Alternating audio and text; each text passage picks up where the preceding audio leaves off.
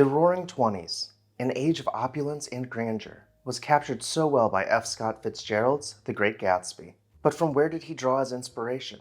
Hi everyone, Ken here. Welcome to This House. Today we are exploring Harbor Hill, the house that inspired The Great Gatsby.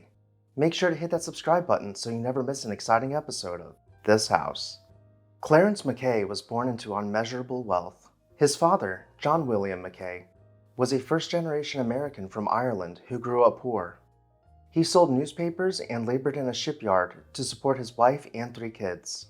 He saved up his money and opened a mining business in Virginia City, Nevada, where he would find the jackpot, or the big bonanza as it was called, a silver and gold deposit worth the modern-day equivalent of $2.5 billion. John, being new money, would be snubbed from high society, but his children would be welcomed. In 1897, Clarence met the love of his life, Catherine Alexander Dewar, also known as Kitty. She was born into old money and descended from Lady Kitty Dewar of Grasmere. When the young couple wed in 1898, John Mackay gifted his daughter-in-law Harbor Hill, placing her name on the deed. Harbor Hill was a palatial estate, sitting on 648 acres overlooking Hempstead Harbor in Long Island. They would hire architect Stanford White to complete their dream home at the end of a 1-mile-long driveway lined with maple trees. The house would boast 80,000 square feet and offer sweeping views of New York City from 23 miles away. The 52-room mansion would take 3 years to complete, coming to a total cost of $781,000, or the modern-day equivalent of about $27 million. Now completed, it had become one of the largest homes in the nation, and to this day is still the 8th largest home to have been built in the U.S. The massive palace, sitting on over 1 square mile of land, required a domestic staff of 126 servants to maintain it both inside and out. The entrance hall greeted guests with walls of paneled oak separated by pilasters with a geometric ceiling laid out in a Jacobean style. The grand staircase, wide and long, was finished out with oak paneling to match the entrance hall. The ornately carved banisters seemed to float between newel posts in each section with light flooding in from above. Walking between columns, you would arrive in the main hall, stretching to the rear of the house with chevron-patterned floors seeming to point towards the harbor. A grand fireplace was centered on the wall. Guests exaggerated that it was large enough to burn an entire tree in one night. The study overlooked the main hall, with a balcony created from a choir stall from a French church.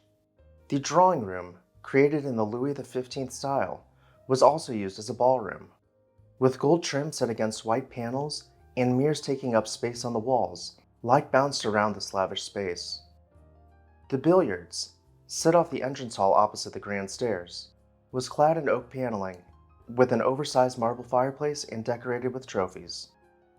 Guests would also be entertained from the dining room, which carried the same theme of materials with a more intricately crafted ceiling to rest above the French antiques minimally decorating the room. Guests might also find themselves stumbling into rooms such as a library or even an armory, complete with weapons and suits of armor. All throughout the house were works of art by the likeness of Botticelli, Raphael, Bellini, and artists of the Renaissance era. But Kitty was leading a double life and would not live here long. She was having an affair and would leave Clarence in 1910, running off to Paris with her new lover. In 1916, Clarence began dating Anna Case, who sang in the Metropolitan Opera as a soprano. The two were quick to fall in love, but would not become married until Kitty's passing in 1930. Before they were married, Clarence and Anna would host massive parties and invite exciting guests such as Charles Lindbergh, a pilot from St. Louis, Missouri, and writer F. Scott Fitzgerald.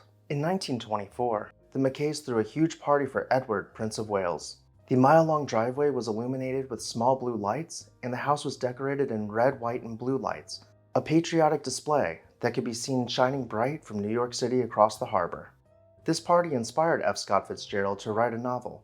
He had considered calling it Under the Red, White, and Blue, but later landed on the name The Great Gatsby, which would go on to earn several awards and be made into a movie. The good times didn't last, as the stock market would crash in 1929.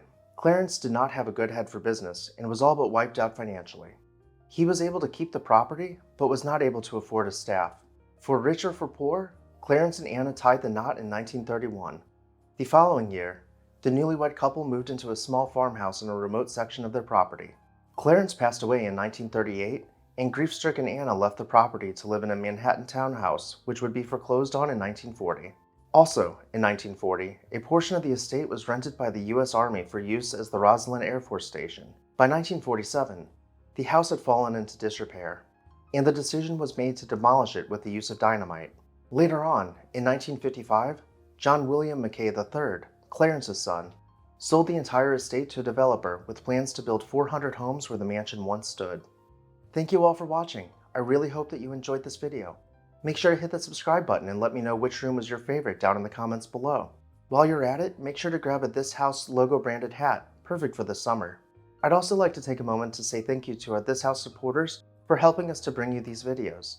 If you would like to show your support and see your name on the screen, please consider joining our membership program today. Once again, thank you all for watching. I'll see you next time on This House.